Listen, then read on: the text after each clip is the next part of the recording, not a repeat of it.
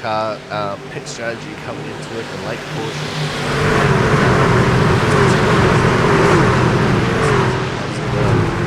Just before we head into the final race of the first Take round of those off. playoffs. Yeah, hold on. two, Can we cuss on here? one, or no? go. Do I have to pay a fine for that? Oh, there might be. We'll see in post editing. I'm fucking pumped, Corey. we got third here. Thomas battle for second. Advantage of Harman at the moment. As now, Hennessy slips into He's looking for a move, couldn't quite get there. As he's blocked off by Hennessy.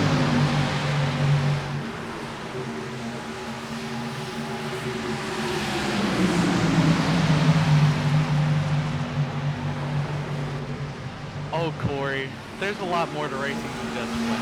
I mean, where's the entertainment in that? I just want to give the folks a little sizzle. Am I sorry I didn't have a crew chief? No, I'm not, because I'm a one-man show.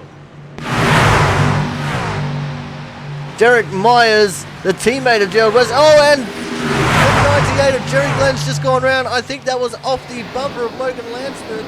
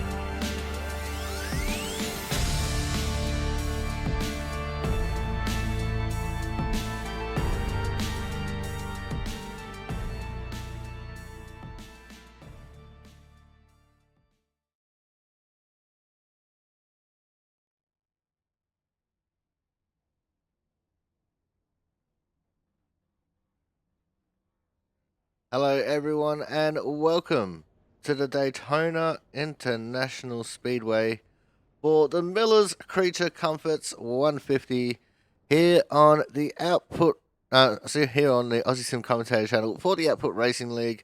So very nice to have you all here. Miller's Creatures Comforts is an old school sponsor that I thought we'd bring back for this round because we didn't have a sponsor, and Brandon Miller, great bloke. So free advertising for him.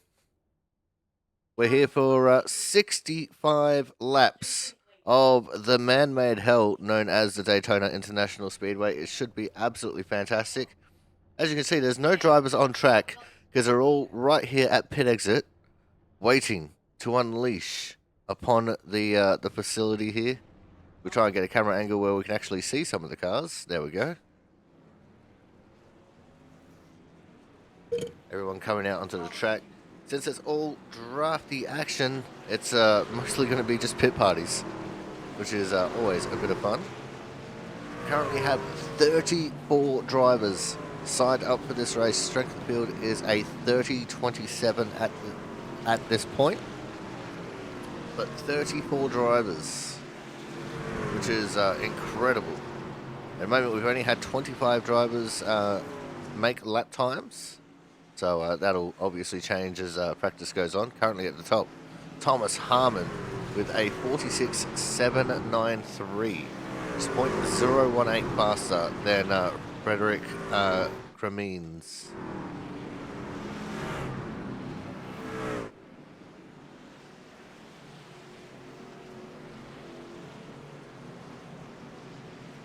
The 61 of Corey Cook. He currently hasn't got a lap time set yet. We've got Travis Barnes making a return. We've got a few returning drivers. Ryan McLeod, another one who's returning. Dylan Matthews is there as well. We're getting ready for this pit party here. And it looks like we're being led away by Perkins, I think that is.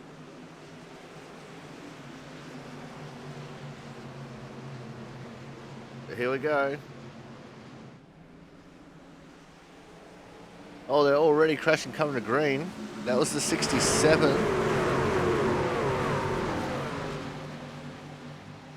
Chambliss, who got fired off into the fence straight away.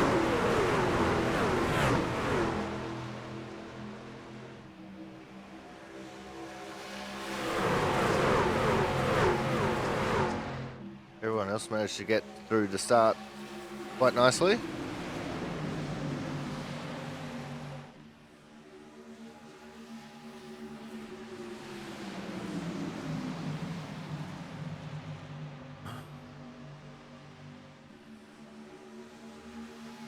This is going to be just a race of survival. Surviving will be the absolute key, because everyone's calmly making their way through turns 3 and 4. We've only had the one car. Oh, there we go. Wickley's gone around in front of the field. Got chaos ensuing as they ended the first lap there. We also now have 21 times on the board. And the angry midget lady is cackling like a wild woman.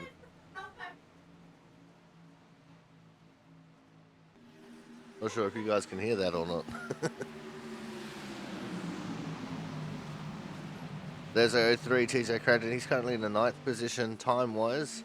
Our times aren't actually reflective of the speed right now. That's just old drafty speed. So the qualifying order could be very different here. It's a very unique...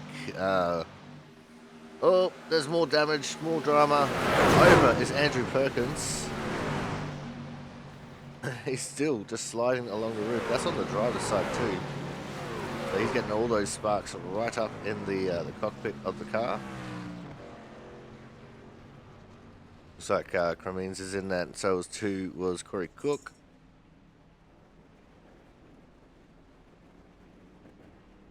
So far this whole time we've just been doing pit parties, and it's been quite a bit of fun. Thomas Harmon's going to go see if he can knock Andrew Perkins back onto his wheels. There's Jonathan Hernandez and Frank Isaacson. They're currently at the front of the pit party field. So let's see what's going to happen here. Is Frank going to try go for the move? Hernandez stayed right down on the yellow line. Frank looked like he was going to try and make the move, but couldn't quite get there. Because now they go side by side. 15 of Ken Campbell is right there behind them.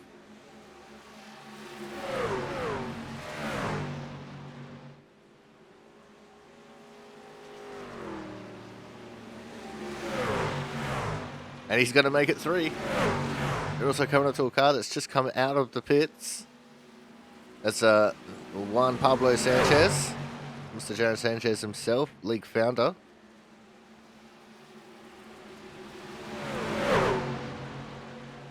And just like that, Hernandez goes from first in the pack to last.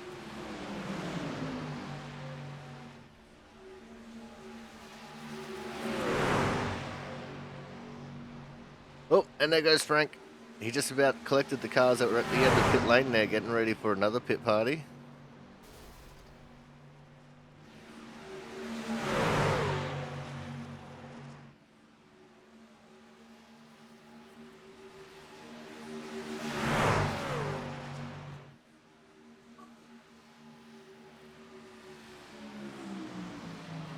So it's all action right now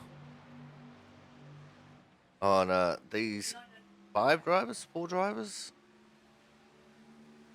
It'll be 5, yeah. Even though James is a little bit off, we'll call it 5. As there was almost contact there between Pizzicemi and Sanchez.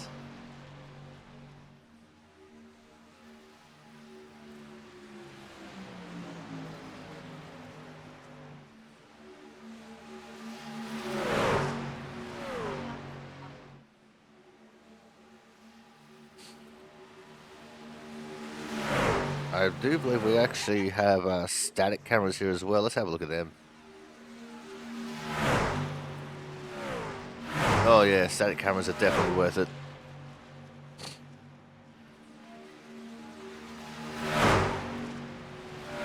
The next pit party these guys organise, I'm definitely going to be putting it on static cameras for it. Because they're just crisp and clean and nice.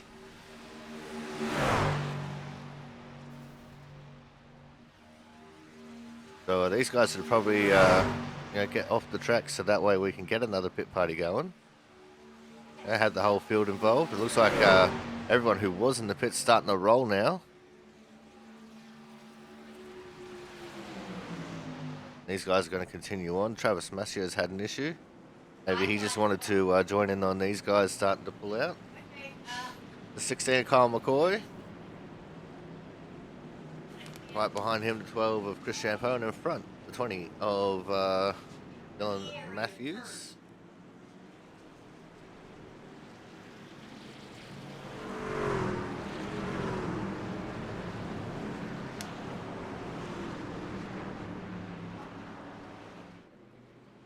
"35 cars signed up for racing action.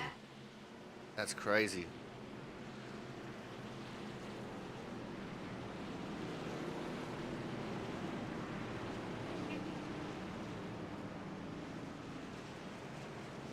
Looks like we've still got quite a few cars just sitting there in the pits waiting to come out. But we do have the majority of the field out on the track.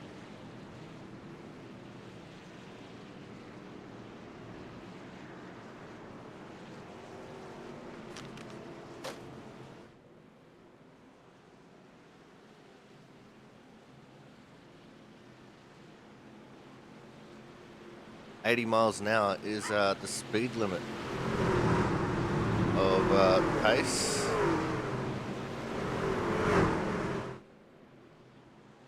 As they come out of turn 4, getting ready to get the green flag here.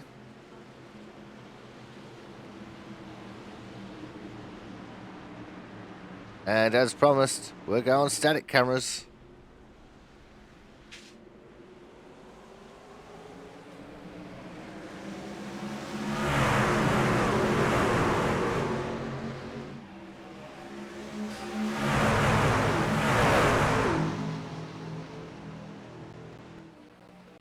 Do love me some static camera action.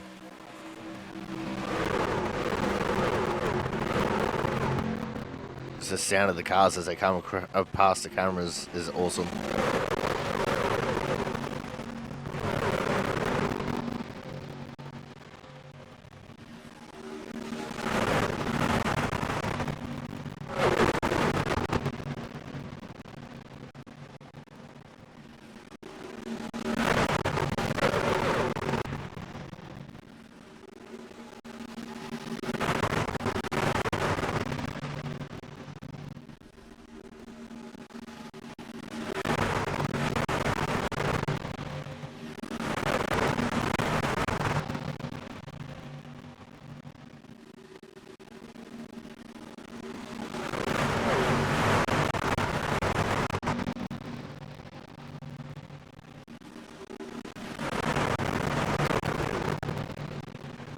Oh, there was death. There is much death at the back of the pack there. Wow. See, Pizzakemi is involved in it. I think, oh, there's more death in turn 4. Pentacup's in it. Well, Thomas Harmon briefly in it.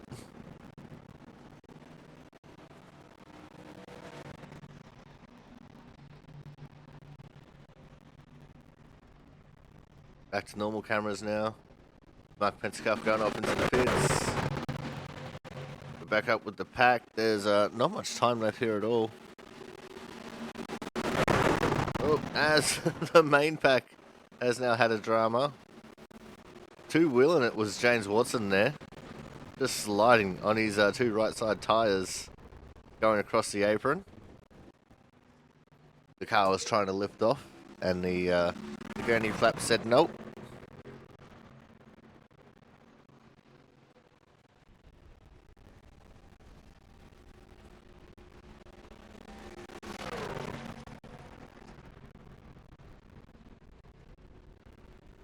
But we only have a few minutes left here of practice. So if these guys want to get back on track and get some more action, then, you know, gonna have to do it pretty soon. They're honestly probably gonna have to just send it straight from the pit lane exit.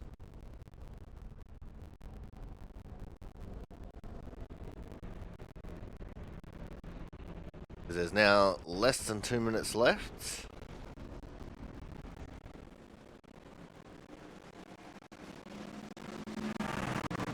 As Scott Rickard decides to do the burnout pad thing at the road course entry and exit.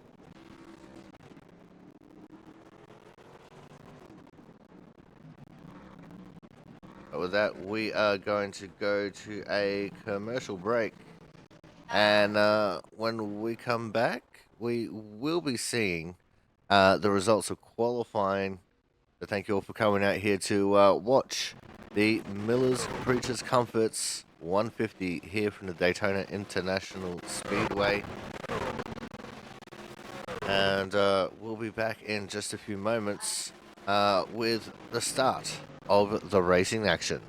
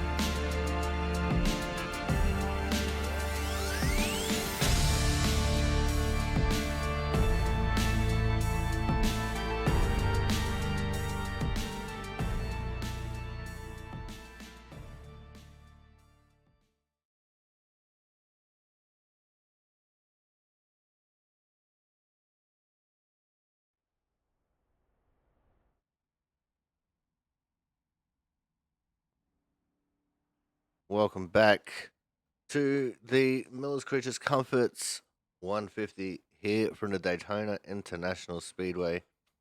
As you can see, qualifying is just about complete.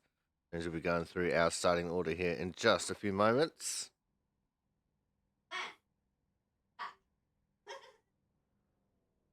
We now have 37 cars entered into this race, and we start off with Andrew Hennessy taking the pole over Jonathan Hernandez.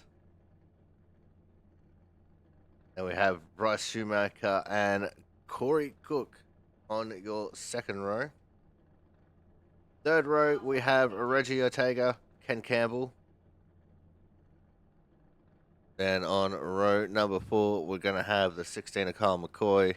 There's a 10er Caleb Weekly out of P8. P9 will go the way of Andrew Griesbaum in the 68. We've got Thomas Harmon out of P10. We're going to have Jaron Sanchez, Andrew Perkins filling out the 6th row there in 11th and 12th. We're going to have Brian Chambliss out of 13th and Frederick Cremines out of 14. Got Frank Isaacson coming out of the 15th position, and P16 is going to be James Watson. We've got Michael Dow out of 17th. Ryan McLeod making his return will be in the 18th in the 88 Superflow car. Then there's Logan Lansford out of 19. TJ Crampton will be out of 20th. There's Kyle Krause out of 21st. Aiden Wigfield out of 22nd. 23rd is going to be the 93 of Matt Sassola, with Travis Barnes making his return in 24th in the 11 truck. The 9 Joe Salama in 25th, and there's Travis Massia out of the 26th position. And there's Dylan Matthews and Brian Harris.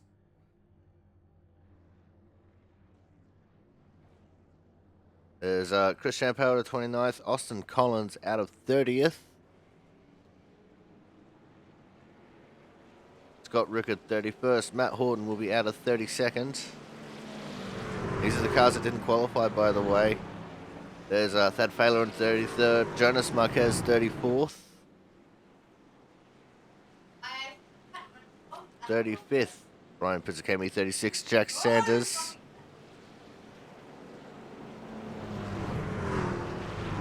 Mark Pentikoff will wrap up the field in the 37th position.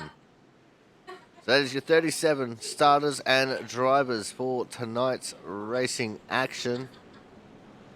Should be an absolute barnstormer. We only get the one pace lap, and then we go immediately to the green.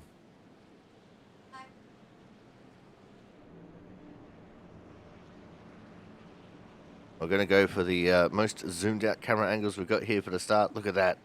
37 trucks making their way down the back straight here, getting ready to take the green flag. And we can only fit 32 on the scoring pylon there on the left of the screen.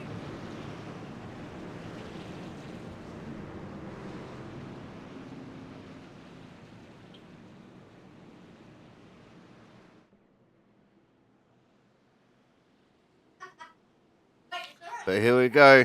The first start's going to be on green. All the restarts will be on the leader inside of the restart zone. But most of them will just wait for the green to pop out because drafting things, the pace car is going to make that hard left turn into pit lane. And we're getting ready to go for the Miller's Creatures Comforts 150 right here from the Daytona International Speedway. We are green and they are racing. Immediately the 94, getting a push from the 43. That's our pole sitter Andrew Hennessy and Bryce Shoemaker. You see that outside line got a little bit of an advantage there from Hernandez and Cook, working together very well right from the get-go. Set the camera to focus on crashes. We've already got one pulling out and dropping to the back. I'm pretty sure it's Shoemaker. We've also got the 13 of Travis Massia jumping out and onto the back straight.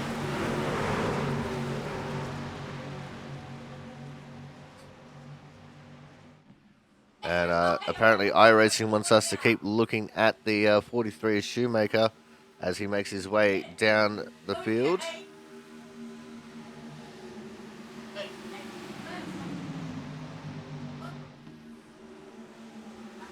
Oh, a little bit unsettled. There was the 4 Jaron Sanchez just before turn 1. Everyone looks like they're just kind of spread out here, not really trying to make too much out of it, as Hernandez did lead the first lap. It's a little bit racy here in the mid-packs. The front of the field's kind of strung out a little bit, which we expected to happen. No one wants to get too racy too early, especially at a big super speedway like this. And with 65 laps, you know, it's going to be quite the slog for these guys. We can make it on one stop, but I imagine we're going to get a caution or two throughout the race here.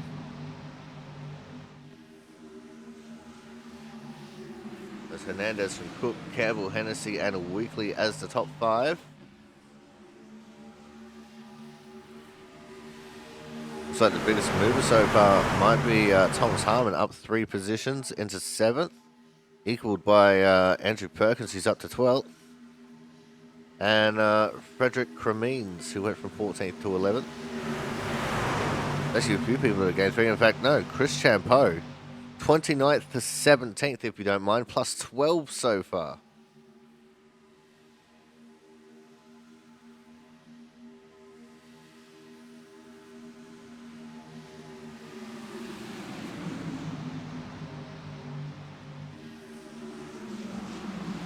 Yeah, Champeau definitely not getting in the qualifying effort that he wanted being down there in 29th. He was the last car to qualify, which technically does make him eligible for hard charger, but his time was something like 10 seconds off the pace.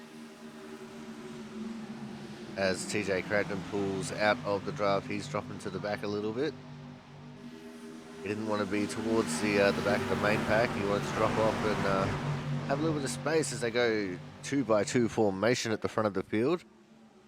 Andrew Hennessy actually led the last lap there. We can start going into tighter camera angles now.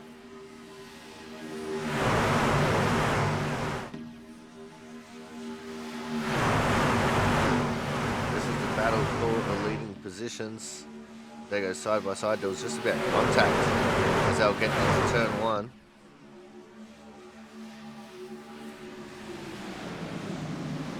Hennessy has Thomas Harmon on his tail, which is a huge advantage.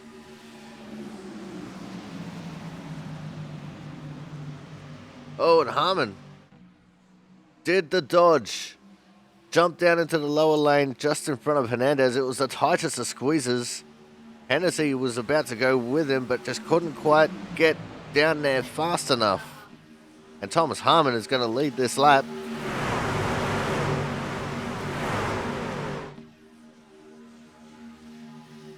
Now the outside lane. It's Andrew Perkins and Andrew Hennessy. It's the Andrew and Andrew show, leading the outside lane. And in fact, it's triple Andrews leading the outside lane, because it's Hennessy, Perkins, and Griesbaum. So we've got 3 of a kind on the outside line, and we've got Harmon, Hernandez, and Cook on the inside.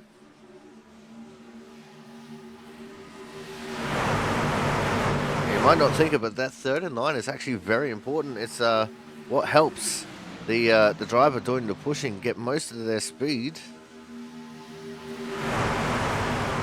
So if the 3rd and 9 can get right up on the tail without touching the 2nd and 9 car, then it'll help that lane to go a lot faster. Which is what Corey Cook is trying to do with Hernandez and Harmon.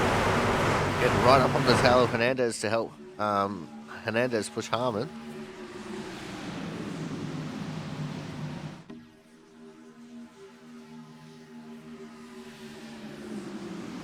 And you can see that bottom lane has all the advantage right now, because the 68 of Griesbaum just not quite getting onto the back of Perkins nicely.